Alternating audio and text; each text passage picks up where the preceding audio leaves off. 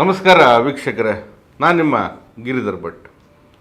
ಹಗೆತನ, ಸ್ವಾರ್ಥತೆ, ದ್ವೇಷ ಮನೋಭಾವನೆ ಈ ರೀತಿಯಾದಂಥ ಪರಿಕಲ್ಪನೆಗಳಿಂದ ಕೆಲವೊಂದಷ್ಟು ಮಂದಿ ಜೀವನ ಸಾಗಿಸ್ತಾ ಇರ್ತಾರೆ. ವಿನಾಕಾರಣ ತುಚ್ಛವಾಗಿ ನೋಡುವಂಥ ಒಂದು ವ್ಯವಸ್ಥೆ.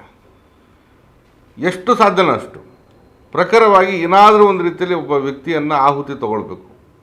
ಆ ರೀತಿಯಲ್ಲಿ ದ್ವೇಷ, ಶತ್ರುತ್ವ, ಹಗೆತನ ಅನ್ನೋದು ಕಾಡು.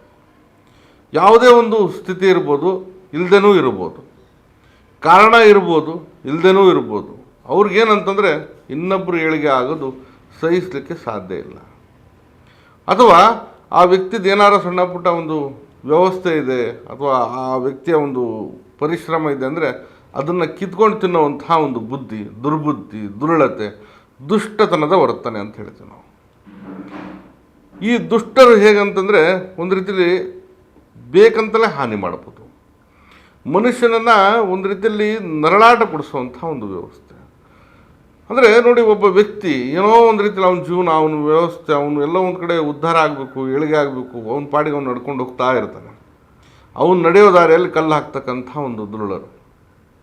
ಒಟ್ಟು ತಾನು ತನ್ನ ಮನೆ ಮಾತ್ರ ಚೆನ್ನಾಗಿರಬೇಕು, ಯಾರೂ ಬೆಳಿಬಾರ್ದು, ಯಾರೂ ಮೆರಿಬಾರ್ದು, ಯಾರೂ ಕೂಡ ಒಂದು ಹಂತಕ್ಕೆ ಹೋಗಬಾರ್ದು, ಅವರಷ್ಟೇ ಬೆಳಿಬೇಕು, ಅವರೇ ದೊಡ್ಡವರಾಗಬೇಕು, ಅವರೇ ಮಿಂಚಬೇಕು, ಅವರೇ ಶ್ರೀಮಂತಿಕೆಯಿಂದ ಉಪ್ಪರಿಗೆಲ್ಲಿ ಕೂರಬೇಕಂತಕ್ಕಂಥ ಒಂದು ವ್ಯವಸ್ಥೆ. ದುರಾಂಕಾರ ಅಂದರೆ ಇವರಲ್ಲಿ ಏನಂತಂದರೆ ಮನೆ ಮಾಡಿರ್ತಕ್ಕಂಥದ್ದು ದುರಾಂಕಾರ, ದುಷ್ಟತೆ. ಸಹಿಸ್ಕೊಳ್ಳೋಕ್ಕಾಗೋದಿಲ್ಲ ಅವರಿಗೆ.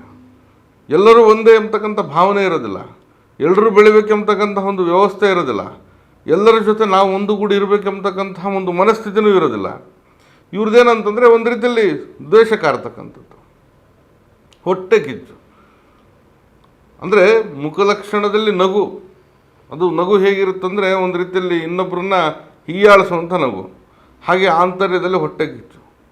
ಯಾರಾದರೂ ಏನಾರು ಆಸ್ತಿ ಮಾಡಿದ್ರು, ಬೆಳವಣಿಗೆ ಆದರೂ, ಏಳಿಗೆ ಆದರೂ, ಉದ್ಧಾರ ಆಗಿತ್ತು ಅಂದರೆ ಇವ್ರಿಗೆಲ್ಲಿ ಬೆಂಕಿ ಬಿದ್ದಂಗೆ ಆಗುತ್ತೆ. ಅಂಥ ಒಂದು ದುಷ್ಟತೆ, ದುರುಳತೆ, ದುರ್ಬುದ್ಧಿ ಇರ್ತಕ್ಕಂಥ ಒಂದು ಮನಸ್ಥಿತಿಯ ಜನಗಳು ಭಾಳಷ್ಟು ಇರ್ತಾರೆ.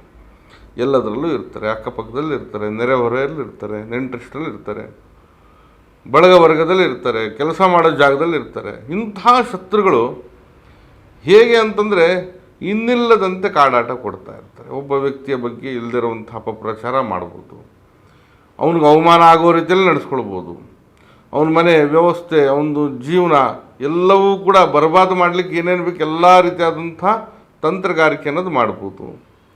ಮಾಂತ್ರಿಕವಾದಂಥ ದುಷ್ಟ ರೀತಿಯಾದಂಥ ಕ್ರಿಯೆಗಳಿಗೆ ಇವರು ಒಗ್ಗಿಕೊಳ್ಬೋದು. ಇದರಿಂದನೂ ಕೂಡ ಇವರ ಅಂದುಕೊಂಡಂತಹ ವ್ಯಕ್ತಿಗಳನ್ನು ನಾಶ ಮಾಡಲಿಕ್ಕೆ ಇವರು ಮುಂದೆ ಬರ್ಬೋದು. ಅಂದರೆ ಏನೋ ಮಾಡದೆ ಈ ಪಾಪದ ಪ್ರಾಣಿ ಇಂಥ ಒಂದು ಸಮಸ್ಯೆಗಳಲ್ಲಿ ಸಿಕ್ಕಾಕೊಂಡು ಜೀವನ ಅನ್ನೋದು ನರಕಮಯವಾದಂಥ ಯಾತನೆ. ಎಲ್ಲ ಹೋಗ್ತಾರೆ, ಅಪಪ್ರಚಾರ ಮಾಡಿಬಿಡ್ತಾರೆ. ಯಾವುದೋ ಒಂದು ಜಾಗದಲ್ಲಿ ಬೇಕಂತ ಹೆದರಿಸೋದು, ಬೆದರಿಸೋದು, ದುಷ್ಟ ರೀತಿಯಲ್ಲಿ ಪ್ರಹಾರ ಮಾಡಲಿಕ್ಕೆ ಬರೋದು, ಅಥವಾ ಹೀನಾಮಾನವಾಗಿ ಬೈದಾಡ್ಕೊಂಡು ಓಡಾಡೋದು, ಎಷ್ಟು ಸಾಧ್ಯನೋ ಅಷ್ಟು ಅವಮಾನ ಮಾಡಿ ಆ ವ್ಯಕ್ತಿಯ ಹೆಸರು, ವಿಚಾರ, ವ್ಯವಸ್ಥೆಗೆ ಕಳಂಕ ತರ್ತಕ್ಕಂಥ ಒಂದು ಲಕ್ಷಣ. ಇಂಥ ಉಪದ್ರವ, ಉಪಟಳ ಇಂಥ ಶತ್ರುಗಳಿಂದ ಮಾತ್ರ ನಿರ್ಮಾಣ ಮಾಡಲಿಕ್ಕೆ ಸಾಧ್ಯ. ಯಾವುದೋ ರಸ್ತೆಯಲ್ಲಿ ಹೋಗ್ತಾ ಇರ್ತಾರೆ ಜನ, ಅವರು ಶತ್ರುಗಳಾಗ್ಲಿಕ್ಕೆ ಸಾಧ್ಯ ಇಲ್ಲ. ನಮಗೆ ಸಂಬಂಧ ಇಲ್ಲ, ಪರಿಚಯ ಇಲ್ಲ, ಅವ್ರು ಯಾರು ಅನ್ನೋದು ಗೊತ್ತಿಲ್ಲ. ಆ ವ್ಯಕ್ತಿನೂ ಕೂಡ ನಿಮ್ಮ ಬೆಳವಣಿಗೆ ನೋಡಿ ಅವನೇನು ಹೊಟ್ಟೆ ಕಿಚ್ಚು ಪಡೋದಿಲ್ಲ, ಯಾಕಂದರೆ ನೀವು ಯಾರು ಅನ್ನೋದೇ ಗೊತ್ತಿಲ್ಲ. ಇಲ್ಲಿ ನಿಮ್ಮ ಸುತ್ತಲೂ ಇದ್ದು, ನಿಮ್ಮ ಜೊತೆ ಇದ್ದು, ನಿಮಗೆ ಅರಿವಿಲ್ಲದ ಹಾಗೆ ಅಥವಾ ಅರಿವಿಗೆ ಬಂದರೂ ಕೂಡ ನಿಮ್ಮ ಒಂದು ಬೆಳವಣಿಗೆ ಸಹಿಸ್ಕೊಳ್ಳೋದೇ ಬೇಕಂತ ಅವರ ಒಂದು ಹಿತಾಸಕ್ತಿಗಾಗಿ ಕೆಲಸ ಮಾಡ್ತಕ್ಕಂಥ ಒಂದು ಹುನ್ನಾರ. ಇಂತಹ ಶತ್ರುಪೀಡನೆ ಇದೆಯಲ್ಲ ಬಹಳಷ್ಟು ಈ ಮನುಷ್ಯನ ಒಂದು ಆಂತರ್ಯದಲ್ಲಿ ಇರ್ತಕ್ಕಂಥ ಅಂತಃಸತ್ವವನ್ನು ಕಳೆಯುತ್ತೆ. ಬೇಕಂತಲೇ ತೊಂದರೆ ಮೇಲೆ ಮೇಲೆ ಮೇಲೆ ಮಾಡ್ತಾ ಹೋದರೆ ಆ ವ್ಯಕ್ತಿ ಎಲ್ಲಿ ತಾನೇ ಹೋಗಬೇಕು, ಹೈರಾಣ ಆಗ್ಬೋದು. ಅವನು ಸಹಜ ಸ್ಥಿತಿಯಲ್ಲಿ ನೇರ ಬಲಾಢ್ಯವಾಗಿ ಯುದ್ಧಕ್ಕೆ ನಿಂತ್ಕೊಂಡ್ರೆ ಅದು ಬೇರೆ ವಿಚಾರ. ಪಾಪ ಅವರೇನೂ ಇರೋದಿಲ್ಲ, ಅವರಾಯಿತು, ಅವ್ರ ಜೀವನ ಆಯಿತು. ಇಂತಹ ಕುಟಿಲತೆ, ತಂತ್ರಗಾರಿಕೆ, ಇಂಥ ಒಂದು ವಿಚಾರ ಆಲೋಚನೆಗಳಲ್ಲೇ ಹೋಗುವಂಥ ಜನಗಳಿರೋದಿಲ್ಲ. ಅಂಥವ್ರ ಮೇಲೆ ಏನಿಲ್ಲ ಅಂದ್ರೂ ಇವ್ರು ಬೇಕಂತ ಕೆಲವೊಂದು ರೀತಿಯಾದಂಥ ಷಡ್ಯಂತ್ರ, ಕುತಂತ್ರಗಳನ್ನು ಮಾಡಿ ಮಾಡಿ ಮಾಡಿ ಆ ವ್ಯಕ್ತಿನ ಮುರಾಬಟ್ಟೆ ಮಾಡಿಬಿಡ್ತಾರೆ. ಇವನು ನೋಡಿ ಗೊತ್ತಿದ್ದು ಗೊತ್ತಿಲ್ಲದೇನೋ ಎಲ್ಲವನ್ನು ಅನುಭವಿಸ್ತಾ ಹೈರಾಣಾಗಿ ನಿತ್ರಾಣವಾಗಿ ಬೀಳುವಂಥ ಒಂದು ಪರಿಸ್ಥಿತಿ ಬರುತ್ತೆ. ಕೆಲವೊಮ್ಮೆ ವಿರುದ್ಧ ರೀತಿಯಾದಂಥ ವರ್ತನೆ, ಅಂದರೆ ಕ್ರಿಯೆಗೆ ಕ್ರಿಯೆ ಅಥವಾ ಪ್ರತಿಕ್ರಿಯೆ ಕೊಡಲಿಕ್ಕೆ ಹೋದರೂ ಕೂಡ ಇವರು ಬೇರೆ ರೀತಿಯಾದಂಥ ನಾಟಕೀಯ ವಿಚಾರಗಳಿಗೆ ಹೋಗ್ತಾರೆ. ಬೇರೆ ಬೇರೆ ಜನಗಳ ಒಂದು ಸಹಾಯ ತೆಗೆದುಕೊಂಡು ಅವ್ರ ಮುಖಾಂತರವಾಗಿ ಯಾವುದಾದ್ರೂ ಒಂದು ರೀತಿಯಲ್ಲಿ ಆ ವ್ಯಕ್ತಿನ ತುಳಿಬೇಕೆಂಬತಕ್ಕಂಥ ದ್ವೇಷ ಭಾವನೆಯಲ್ಲಿ ಬರ್ತಾರೆ. ಏನೇ ಇರಲಿ, ಅದು ಜಮೀನಿರಲಿ, ಆಸ್ತಿ ಇರಲಿ, ಹಣ ಇರಲಿ, ಸಂಪತ್ತು ಇರಲಿ, ಯಾವುದೇ ಒಂದು ವಿಚಾರದಲ್ಲಿ ಅವರು ಬೆಳೆದಷ್ಟು ಯಾರು ಬೆಳೆಯಬಾರ್ದು. ಅದರಲ್ಲೂ ಕೂಡ ಅವರ ಸಂಬಂಧ, ಬಳಗ, ಜನ, ಅವ್ರಿಗೆ ಬೇಕಾಗಿರ್ತಕ್ಕಂಥ ಸ್ನೇಹ, ಈ ವಲಯಗಳು ಕೂಡ ಬೆಳೆಯಬಾರ್ದು.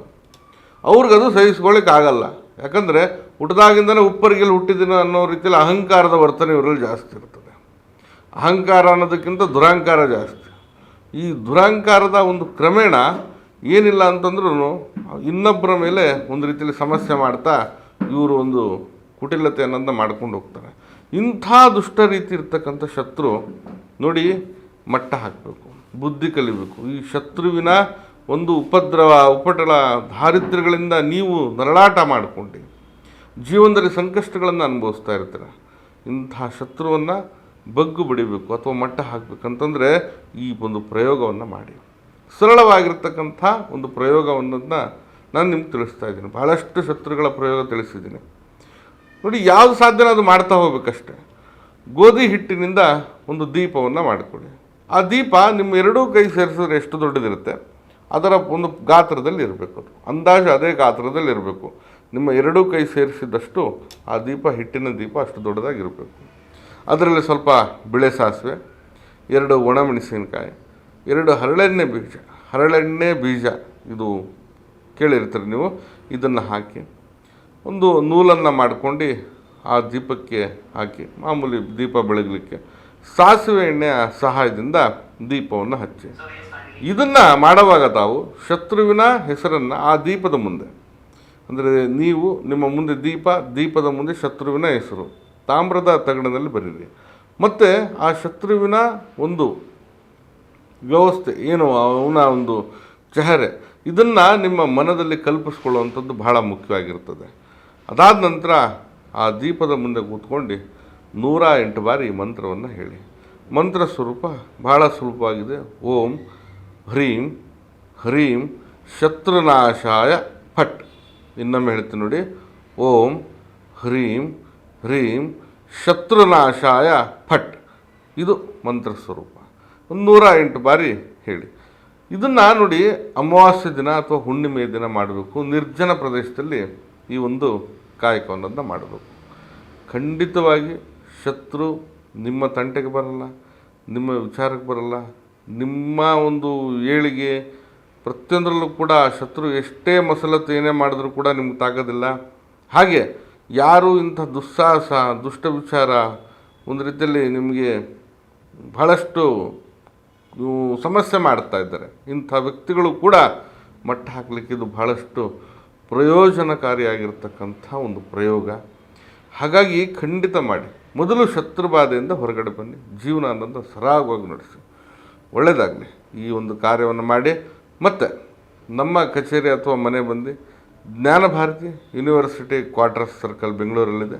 ಬರೋರು ಸಮಯವನ್ನು ನಿಗದಿಪಡಿಸ್ಕೊಂಡು ಮೊದಲೇ ಕೇಳ್ಕೊಂಡು ಆ ಸಮಯಕ್ಕೆ ಬಂದು ಭೇಟಿ ಆಗ್ಬೋದು. ಬರಲಿಕ್ಕೆ ಸಾಧ್ಯ ಇಲ್ಲ ಅಂತಂದರೆ ಈ ಕೆಳಗಡೆ ಕಾಣ್ತಾ ಇರತಕ್ಕಂಥ ಮೊಬೈಲ್ ನಂಬರ್ಗೆ ಕರೆ ಮಾಡಿ ಮುಕ್ತವಾಗಿ ಸಮಾಲೋಚನೆ ಮಾಡಿ. ಶುಭವಾಗಲಿ. ನಮಸ್ಕಾರ.